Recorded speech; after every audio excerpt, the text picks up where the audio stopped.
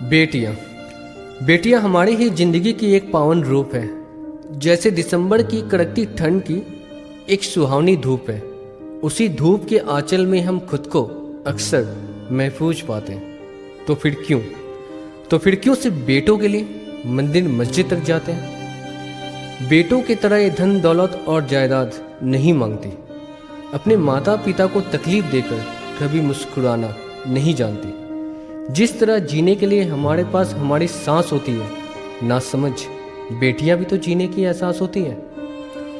बेटियों को छोड़कर बेटों को खुश रखना बहुत जरूरी है, लेकिन आज तक मैं नहीं समझ पाया एक कैसी मजबूरी है, क्योंकि हर एक को अपने वंश के लिए एक बेटा जरूरी है, पर वे नहीं जानते अगर बेटियां ना हो तो जिंदगी अधूरी है। हम बेटों के प्यार में क्यों अक्सर इतना उलझ जाते हैं कि बेटियों की दर्द भरी मुस्कान को नहीं समझ पाते।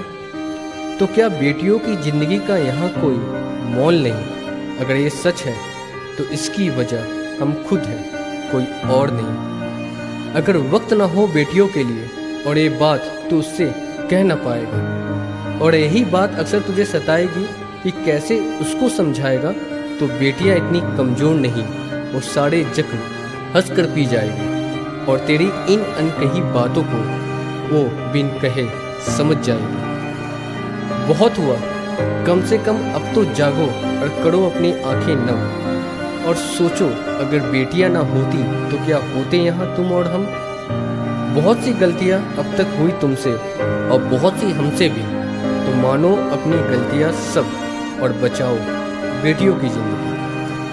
तो सिर्फ बेटों का लालच छोड़ो, वरना एक दिन बहुत पछताओगे। तो फिर बेटों का लालच छोड़ो, वरना एक दिन बहुत पछताओगे। और सोचो अगर सबके घर बेटा हुआ तो उसके लिए बहुएं कहाँ से लाओगे।